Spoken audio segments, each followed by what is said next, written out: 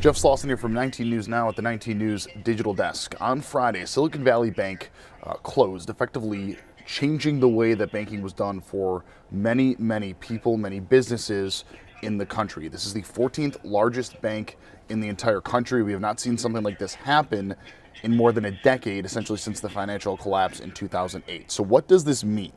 For many people, they may not think that this is that big of a deal. For many people, they may think this is a massive deal. Where do you stand and where you should be standing?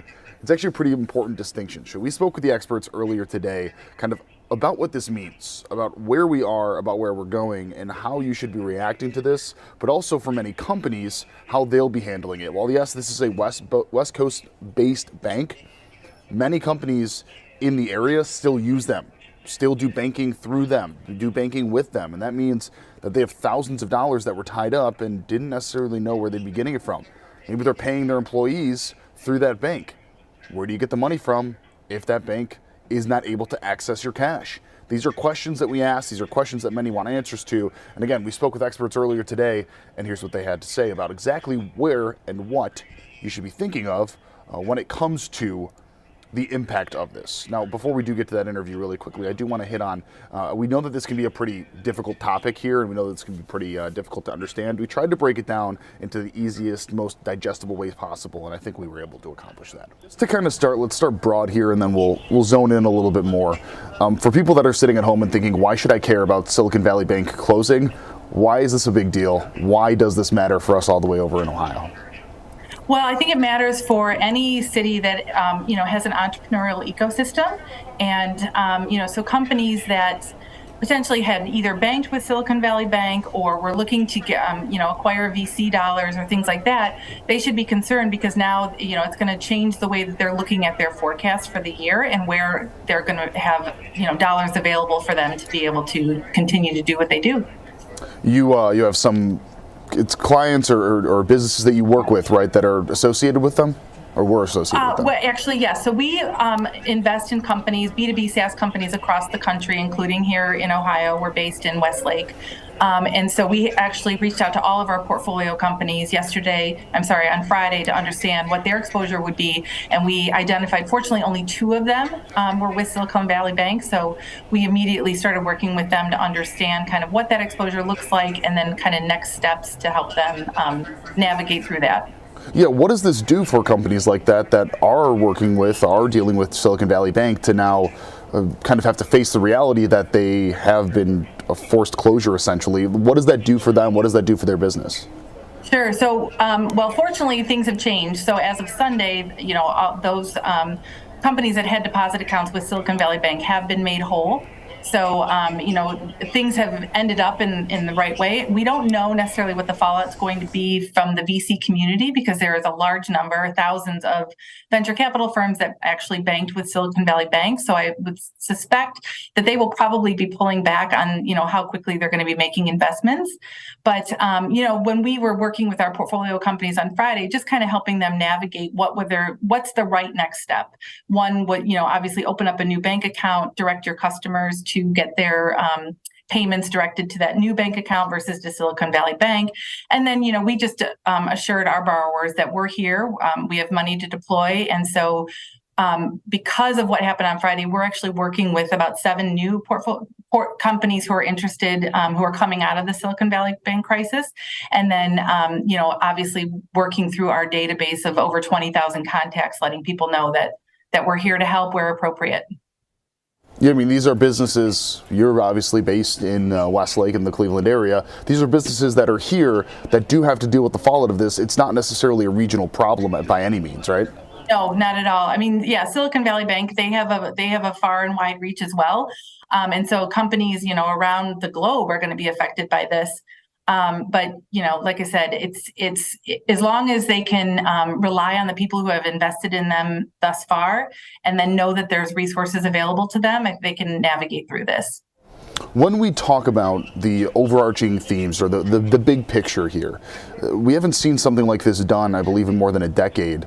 So when people hear that, that's not a good thing. And there are already the prognosticators believing that there is a potential for a recession and things like that. I mean, what does this say about where we are and potentially where we could be headed over the next couple of months?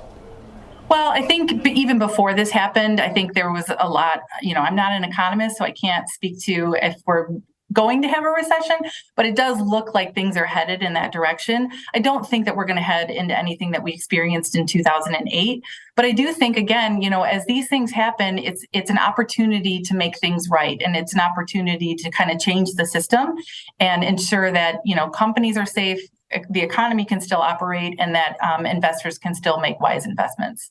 Does this sometimes lead to extra layers of caution being taken by companies and people when you consider the fact that some banks could be having this difficulty, and you may be in a situation where you have to figure something out over a weekend to try and make sure that your business and your personal finances are in a good stand or in good standing? Right. Well, I think for, obviously companies who are banking through traditional banks or other types of lenders, there's definitely going to be an extra layer of caution. We're very fortunate in the fact that we are a standalone, non-dilutive debt fund, and we also can provide equity into the companies that are in our debt portfolio.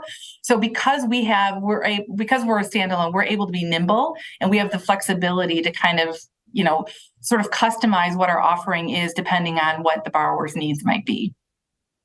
When you consider how fast everything kind of changed here and how much work you all needed to put in over the weekend, well, yes, it's been more than 10 years since something like this has happened.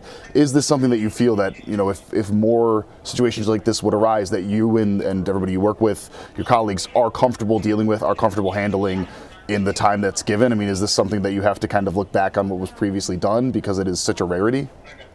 Yes. And actually, when 2008 hit, I was actually in the banking industry. So I can tell you that was a much larger disaster than, what we're experiencing today. I think, I always try to be an optimist. And if anything good can be looked at, around this, companies, at least our two borrowers who were banking with Silicon Valley Bank have their capital. They were able to get that out. The government did the right thing. The feds did the right thing by making sure that those companies can become whole.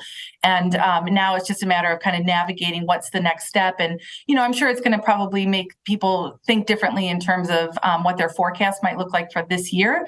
But, I think if everyone continues to march forward and make those dollars available, we can still have a strong economy and investor network. Anything else that you want to add? You answered at least all of my questions here. Is there a little bit that we didn't touch on that we should have? No, I think the only thing, I appreciate the opportunity.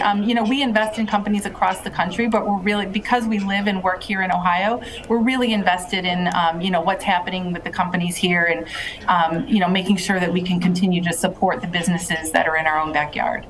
And then lastly, how can people get in touch if they have any questions, if they're interested in getting involved with what you all do? What's the best way to do so? Sure. So they can certainly go to our website, which is just riversascapital.com, or, my email is actually on the website, or they can email me directly.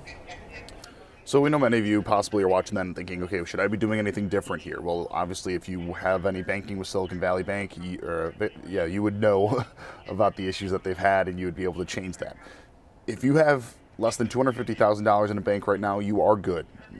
Experts say don't worry about what you have right now. Just make sure that the bank that you are with is FDIC approved, because then you'll have many more protections than those that do not have the FDIC approval. I know this is complicated. We'll break it down, try and make it a little bit more easy to understand, digestible tonight on 19 News at 10 and 11. That's starting over on the CW, of course, 10 o'clock, then 11 o'clock over on CBS. For now, I'm Jeff Slauson with 19 News. Have a great night. Much more to come here on 19 News with our digital weather stream as well, coming up in about 45 minutes. 19